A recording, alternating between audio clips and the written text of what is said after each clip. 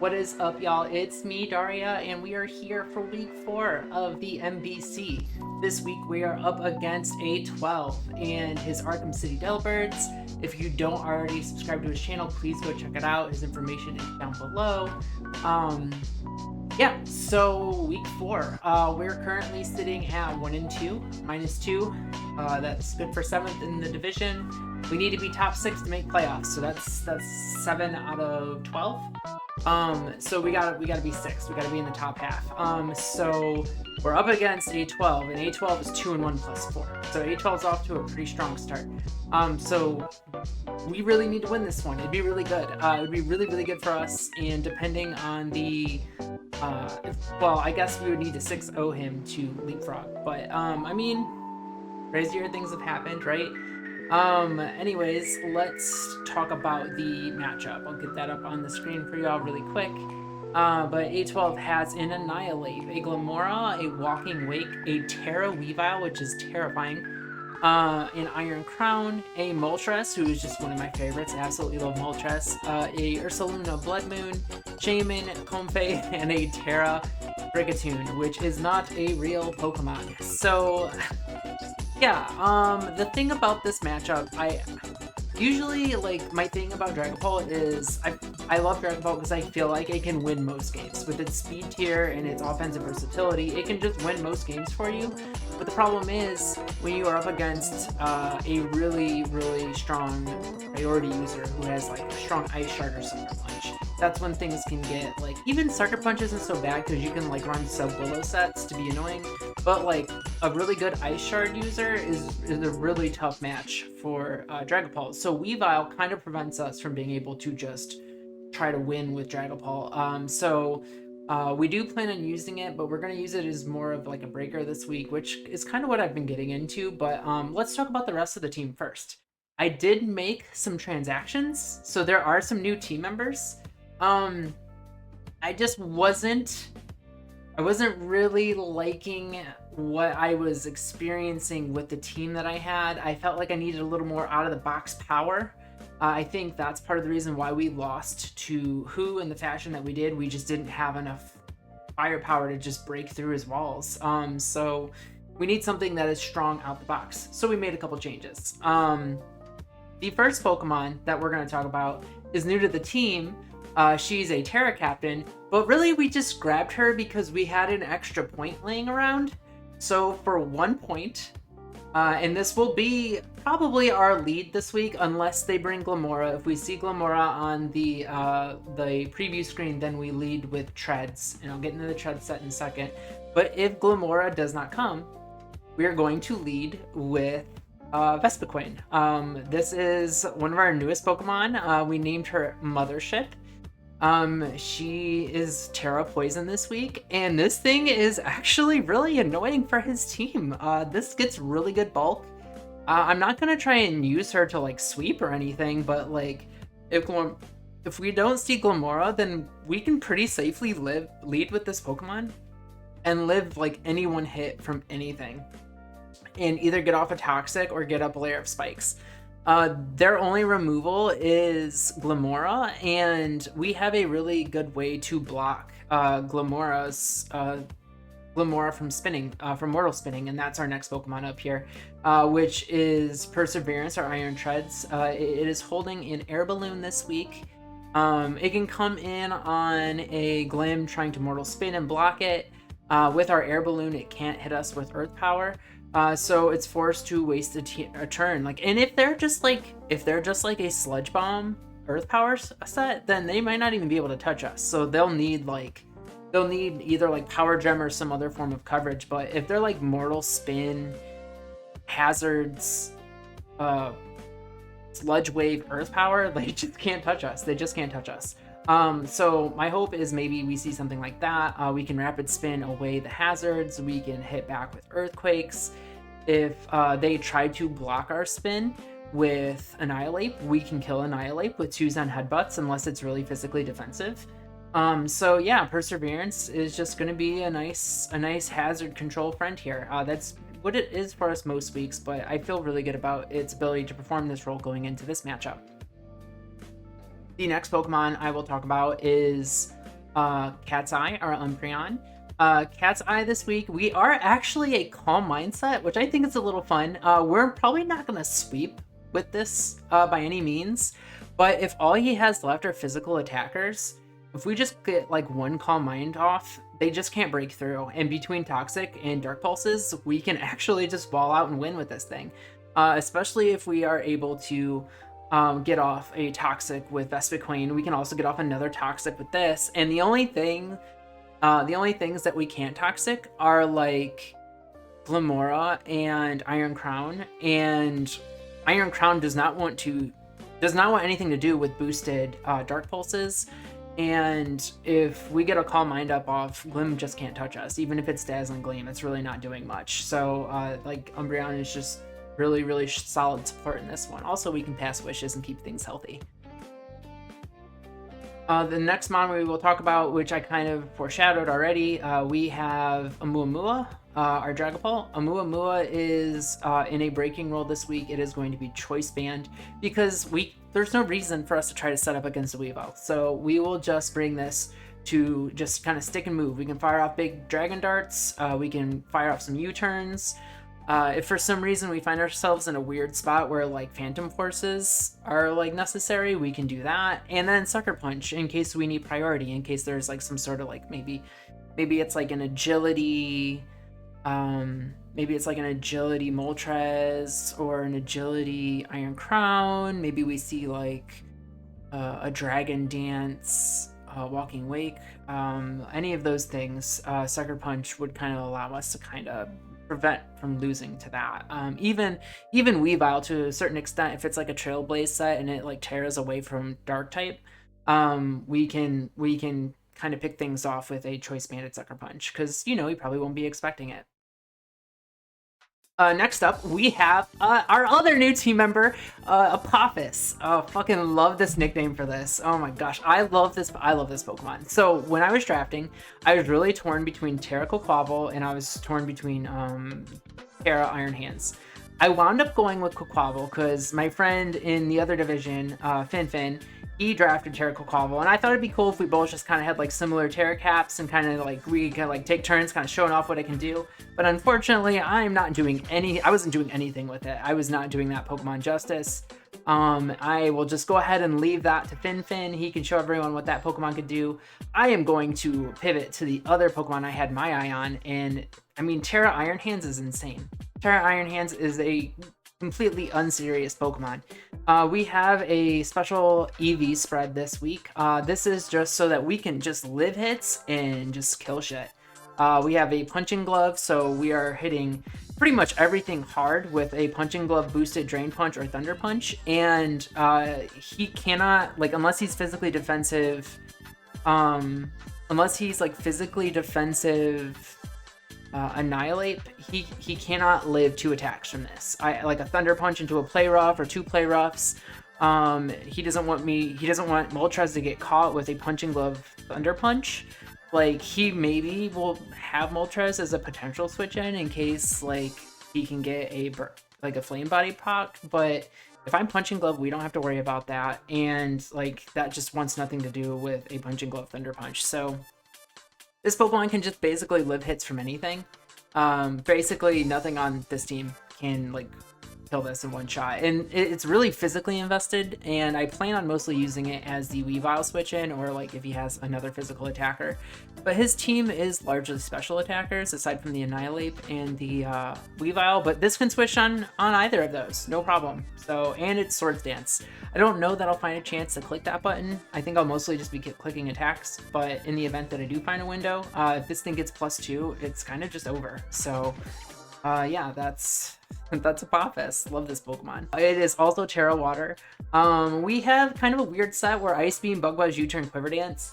That's just because another problem I had last week with this Pokemon was when I wasn't able to break through, it was just kind of dead weight. So now I can kind of stick and move with Ice Beam or Bug Buzz if I want to, but I can also get some momentum if I want to as well. It'll allow me to Quiver Dance, and if he swaps out and I don't like what he goes into, I should outspeed and be able to like kind of get out and get maybe a little bit of momentum. I know you prefer slow U-turns, but like I think in this context we're okay with being faster, because we can keep this thing healthy and look for a moment to click Quiver Dance and try to win with Ice Beam, Bug Buzz, and Terra Water. So Ice Beam, Bug Buzz basically covers everything on the team, and Terra Water gives me good defensive typing that he struggles to break through. So yeah, I know I talked a little bit more than normal on this one. We didn't do a team builder last week, so you got an extra long one this week. Also, we had new friends, so I wanted to kind of gush about them a little bit because I really like these additions to our team. I feel like this makes my team much stronger. I am more of like a bulky offense team now, which is really good for me. I think that's usually when I do best, is with like bulky offense. Where I can bring a couple potential win cons because everything just lives hits and can like boost and do damage back. I think that's like what playstyle fits me best as a coach and a pilot. So that's gonna do it. We will be right back for the battle, and then afterwards stick around for another little space facts session with Daria because I got a good one for y'all lined up.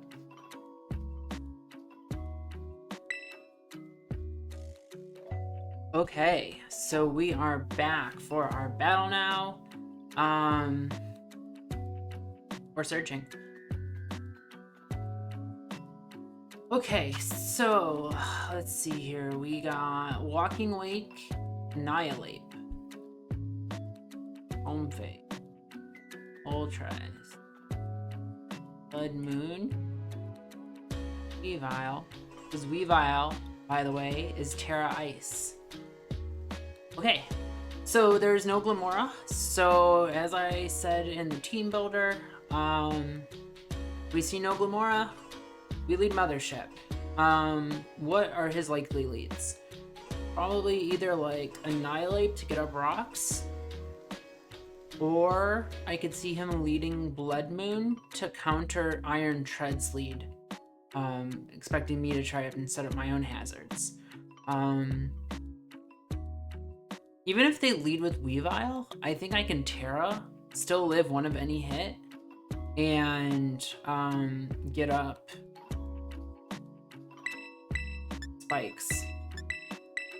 Or even like a big U-turn off. Or maybe I just save Vespicoin and just go hard into it. That's probably what I do. If we see Weavile, we go into Iron Hands. Anyways, good luck, have fun, A12. Yeah. No trainer card. Oh, come on. Killing me.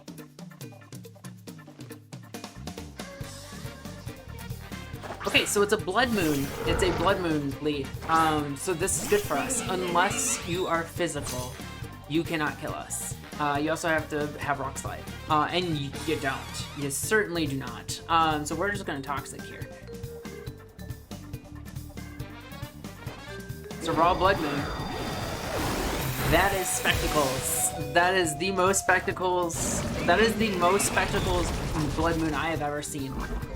So we get off a Toxic, and he has to switch out because he can't click Blood Moon twice.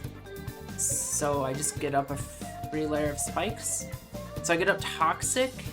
I get a Toxic on the Blood Moon, and I get up a layer of spikes, which are here to stay because he did not bring removal. So very good value once again from our 1-point mon. Okay, so he switches out into what? Ice Moon. Weavile, right? Yep, okay. Weavile is here. Get up a layer of spikes. I don't think there's any reason to save this. I'm pretty sure this is the slowest mon on either side, so I won't get a chance to roost again. So I think I just click U-turn on the off chance he like tries to Swords Dance here. Even if he does, that's fine. We can just Terra Water on the Iron Hands, and he can't kill us with anything, even at +2. He can click Trailblaze and we're still living. And then he just dies to a Drain Punch, so. Knocks. That's fair. All right, well, Vespa Queen, amazing job getting the toxic, living the choice specs Blood Moon, getting the toxic off, and getting the layer spikes up. We were always living that Blood Moon. In case y'all were wondering, we had an EV to make sure we could always live that situation, even if specs Blood Moon. So now well, he probably expects me to Drain Punch here, right? So he either goes Moltres or Annihilate. I think he probably goes Moltres, trying to get like a Flame Body pop. So I think I'm going to Thunder Punch. Let's just click Thunder Punch and see what happens.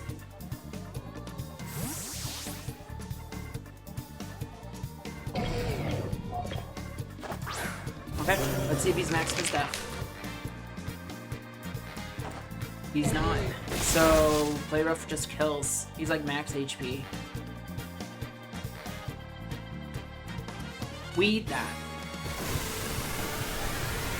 Easy. Weed that easy.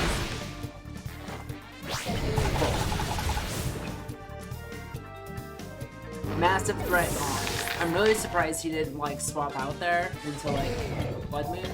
Try and preserve Annihilate for a little longer, but whatever. We will take that. Now here comes the Blood Moon.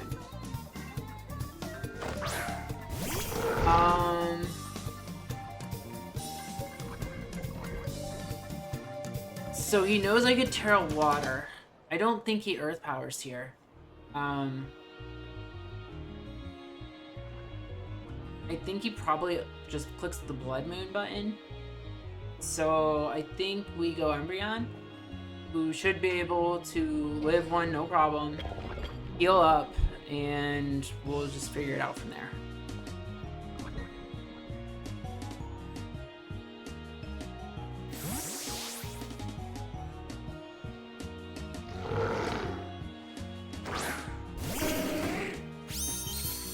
There's the Blood Moon.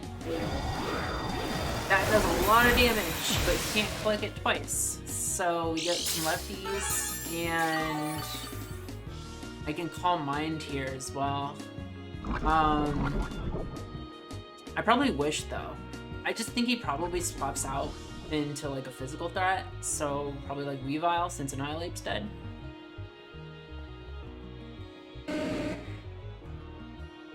Okay, he swaps out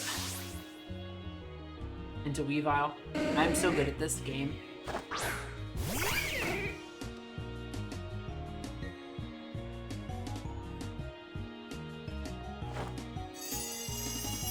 Alright, so we get our wish off.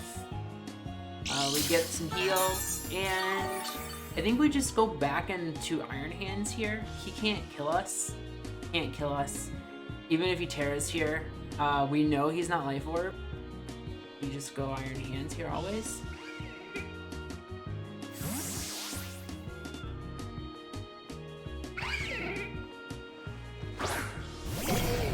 I guess we don't know that he's not going to land. He only lands one anyways. Yeah, I think even if he landed 2 or 3 of those, after the wish, we're going to heal most of that off, so... But also, when you run triple axle, sometimes you miss. That's like the risk you run, right? I do think I Drain Punch on this turn since I Thunder Punch last turn. I don't think he goes into Moltres here. And Drain Punch will cover a potential Ursa Luna switch if he does think I'm going to click Thunder Punch. And if he stays in, obviously. Does not. I don't see any reason why he would, anyways. Okay. That still does decent damage. I am tempted to stay in here, but this is set up fodder for Europa. Even if he tricks, also I don't want Apophis to get tricked. So if he does trick like Specs or Scarf onto Europa, I'm okay with that. I brought U-turn. So, yeah, I think I always go Europa here.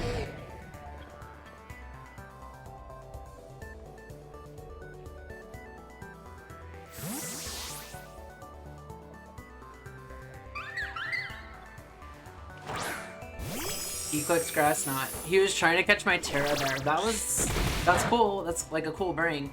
Does nothing to me. I don't even think I can calc anything out of that. 21 damage.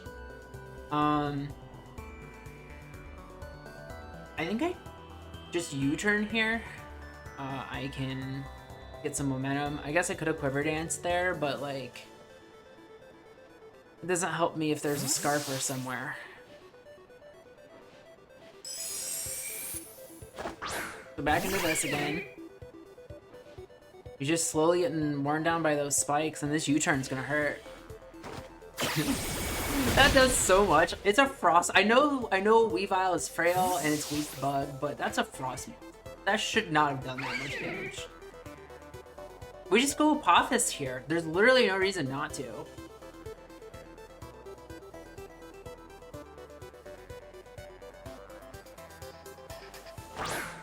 And now that we've shown Thunder Punch, or Drain Punch, I have to Thunder Punch here. Pretty much, no matter what he does here, I think we're either getting a lot of damage off on something or we're picking up a kill even. But he stays out, so... Maybe Drain Punch was better? I mean, obviously with hindsight, Drain Punch was better, but... I don't know, I just thought Thunder Punch was the better, like, neutral ground play. We still live this. We know you're not, like, damage boosting. Or at least Life Orb or Choice Band. Right.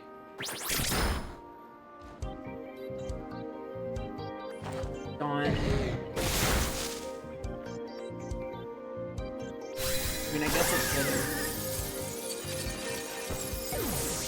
I don't know, whatever. Either way, it's gone now. It goes.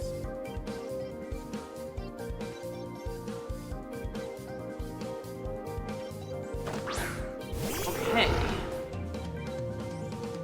This thing continues to take chip as well. Question is, what does he click here? I don't think Apophis is done. I think he clicks Earth Power here, so I think I have to go Europa. Even if he Blood Moons, I get a free Quiver Dance off. So... I think I always go Europa here. Hopefully he clicks Earth Power, because I eat that.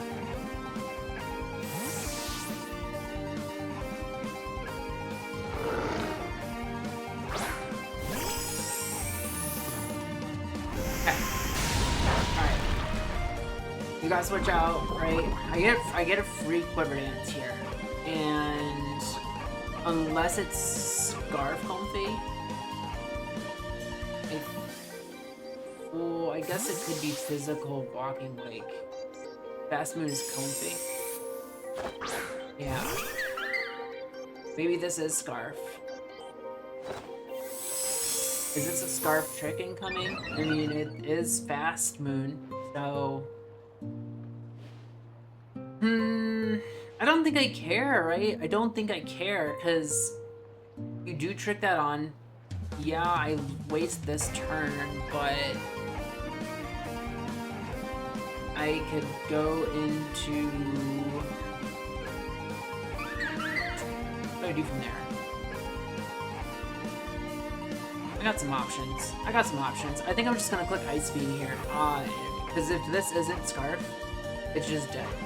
So, yep.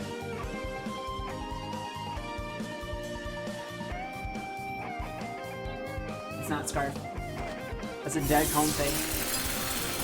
Yeah, Scarf is always weird on Comfy because, like, you have triage anyways. So, like, why? Why do you need it? So it was probably Specs, if I had to guess. But now it's dead, so it doesn't matter.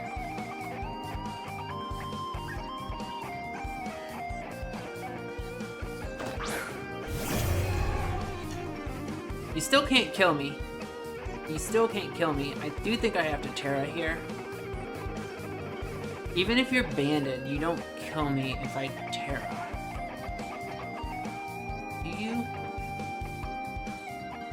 Banded Dragon Claw is a roll. I think I got an Ice Beam for Chip on this. I don't really have a switch in anyways. If it's like Dragon Dance, I can't go Treads, so I just have to Ice Beam here.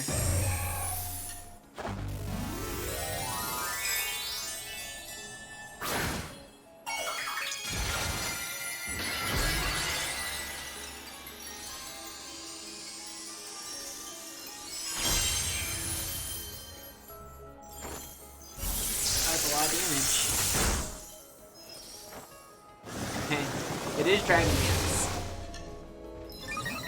which means we could die to a Dragon Claw here. But again, I don't have a better play. I can't switch out here. Because then I guess I could sack something. I feel like Europa's kind of done its job now, though. Although I did burn my Terra. I think I just have to hope I can live a +1 Dragon Claw here. Because if I do, then I'm getting a lot of damage off on potential Moltres. Although if he's got Vacuum Wave on Blood Moon, then I'm dead to that. But then he's locked in a Blood Moon, which is good for me. Okay. Yeah. Or he's locked in a Vacuum Wave. So I think I just Ice Beam here. If I die, so be it. Dead. Okay. Fair. That's fair. It could also be like Draco Plate or something. So yeah. Let's see. I think this is in Bandit Sucker range.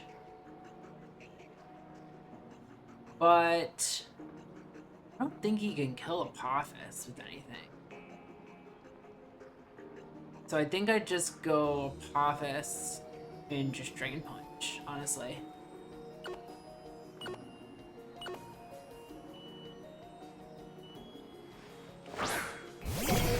Okay. Yeah.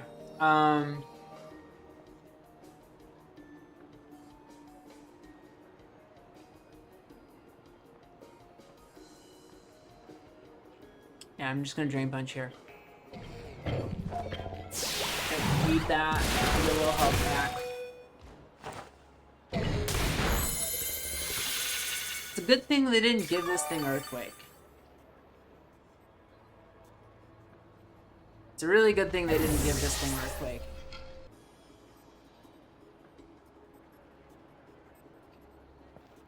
Okay. So, like, I'm tempted to, like, try and make a read here. Maybe go into, like, Perseverance on an Earth Power. But on the off chance they Blood Moon, or even click Vacuum Wave here for some weird reason, I think that I just want to Drain Punch here. And if I die, I die. Apophis has more than done there. Oh, wait, okay. Alright, we'll be back. Gotta have to recreate this. Okay, we are back. We are doing this showdown style. So we managed to recreate up to this point.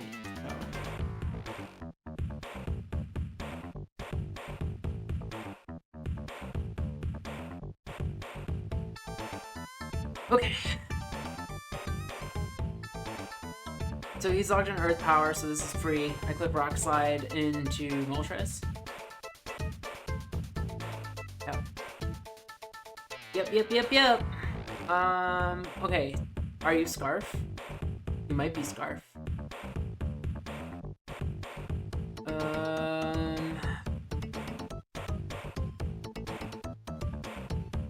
Yeah, I think I do go Umbreon here. Okay. Lead that up. Could be Scarf. It's not Scarf. Okay. Let's Toxic. That way he can't Roost spam us here. He's not doing any damage to us anyways. That's fine. Get that Toxic off. I think I'm gonna wish. Yep. Imagine landing a raw hurricane. Well, this is okay. He swept out. Cool. We got a calm mind up and we're healed. I think we just win now. I think he needed to click hurricane there and land it and kill me. So we for sure win now. Yeah. He just dies of toxic next turn, so I get a free calm mind here. And there's no way his Moltres is breaking through. So that's GG's. Cool, very cool. I guess we could get like confused by Hurricane here, so maybe I shouldn't start celebrating just yet. No confuse. He's 2 for 2 on hurries. Must be nice. What's Dark Pulse for damage here? 3 for 3 on Hurricanes. What a phenomenally trained Moltres. Very impressive work on training this Moltres A12. I am truly inspired. Oh, there it is. There's the miss. You went 3 for 4. That's 75%, right? That's what you can hope for. And we win. So that's a good 3-0 win here. Yeah. GG's A12. And I'll catch y'all back here for the post-game Space Facts with Daria. Yeah, so feels really good to get back to 2-2, +1. So that'll actually get us back in the top 6. We will get into that at the start of our next video, but good game again to A12. Once again, if you don't subscribe to his channel, please go check it out. His information is down below. But now it's time to talk about our Space Facts topic of the video, which is going to be in honor of our newly acquired Iron Hands named Apophis, who just had a major impact. This is a really bad joke, but who just had a big impact on our game. So what is Apophis? Well, it kind of depends on who you ask. Apophis is an asteroid, right? But there are some people who think maybe it's like a spaceship or something, or like aliens coming to us. Like, there's always going to be people who think that kind of stuff, but it's an asteroid. It was an asteroid that was discovered back in June of 2004 by 2 astronomers. And they found that it's, pretty big. It's just this big thing that's kind of lurking out there in our solar system. In fact, it's estimated to be anywhere between 1,100 to 1,500 feet across. Again, that's really big. That's larger than the Empire State Building. So it's massive.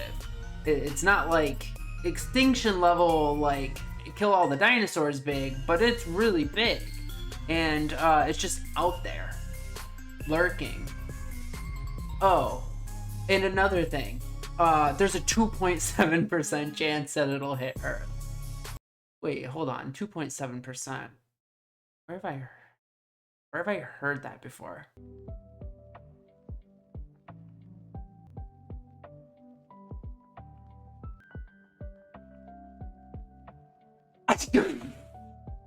What the fuck? What is?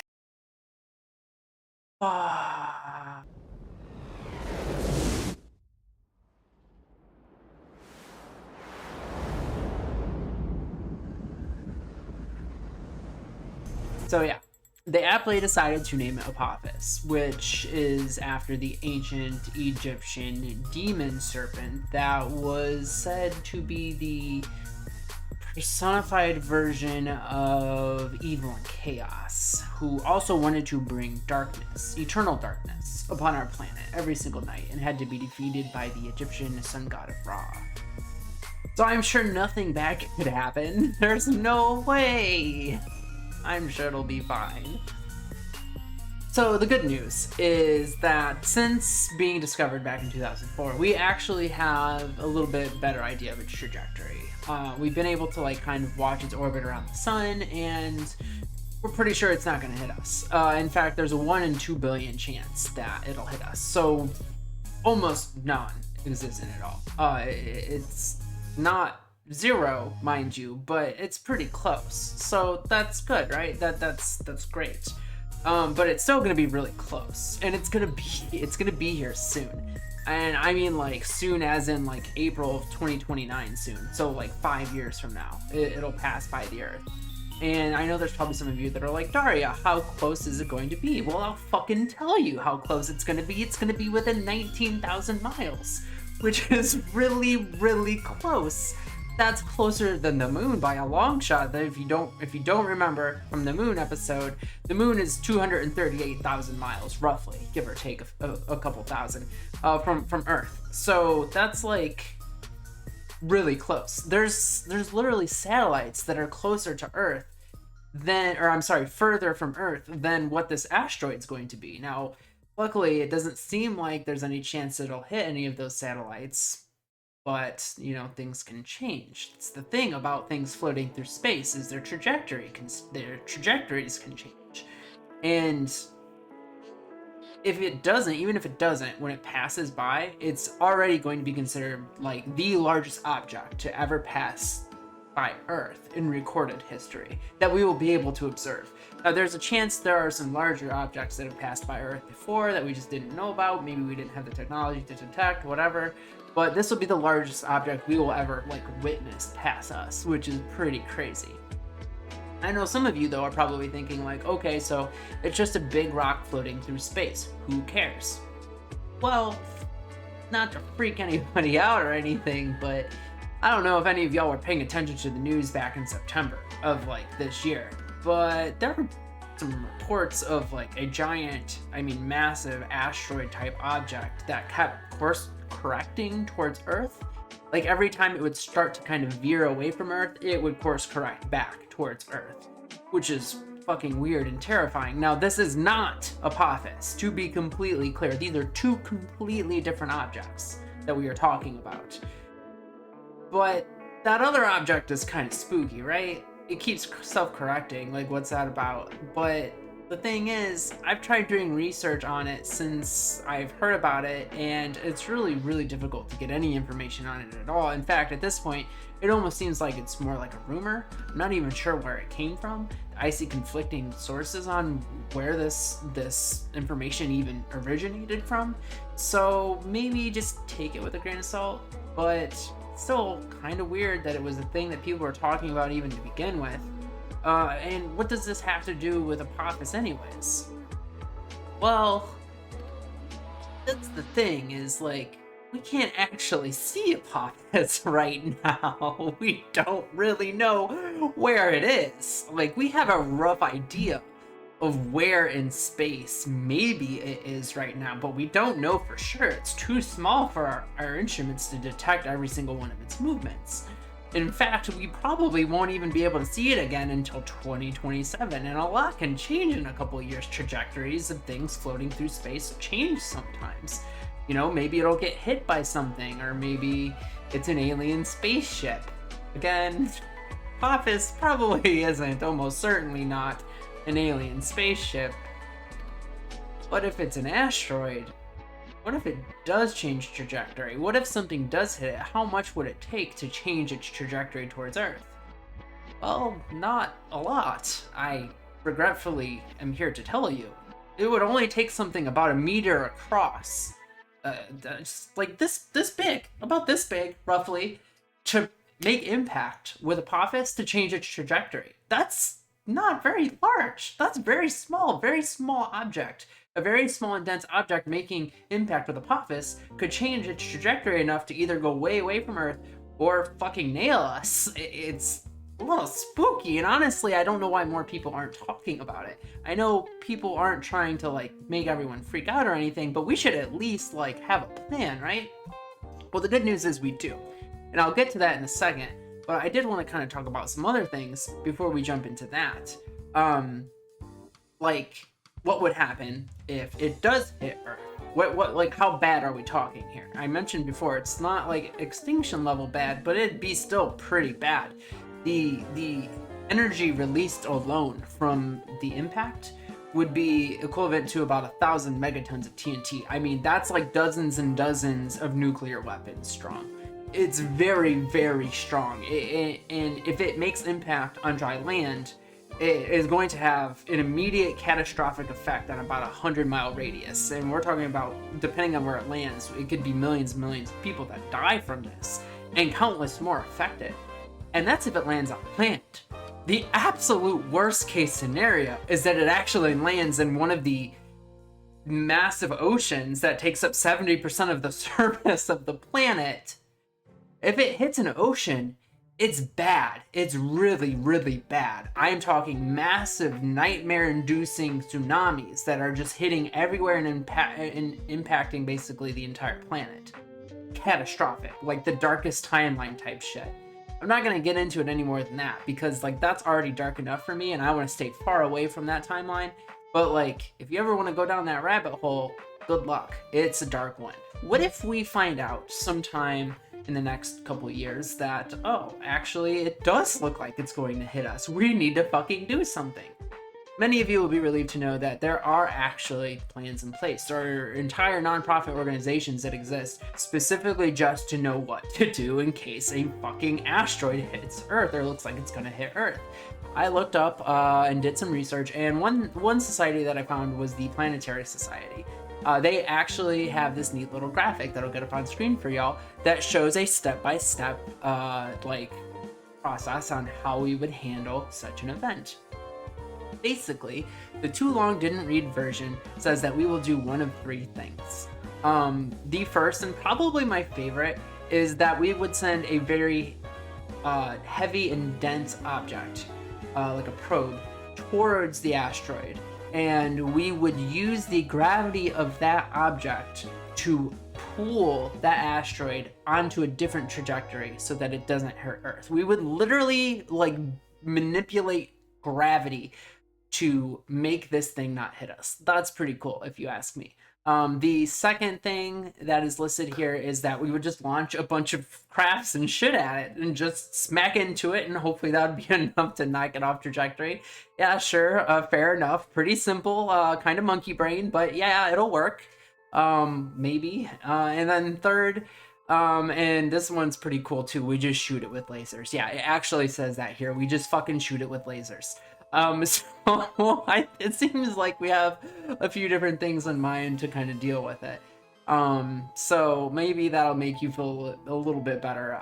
One of my favorite things about this graphic too is that notably, they highly discourage the Armageddon method of just nuking it. Go figure. Don't just nuke shit to fix it. That's not the answer. It's not ever the answer. Just don't. Yeah, so that's gonna do it for our little space fact section. I hope y'all enjoyed learning about Apophis, and I didn't just give you a super ominous dark feeling that'll be creeping in the back of your mind until 2027 when we can actually see Apophis again. Yeah, just okay. I'm so sorry for cursing y'all with this knowledge, but if I know it, you gotta know it too. Anyways, I'll catch y'all back here for week 5, where we take on Gray and his Vancouver Titans. Until then, I hope y'all have a wonderful week. Thank you for hanging out with me, and I'll catch y'all in the next one. Bye!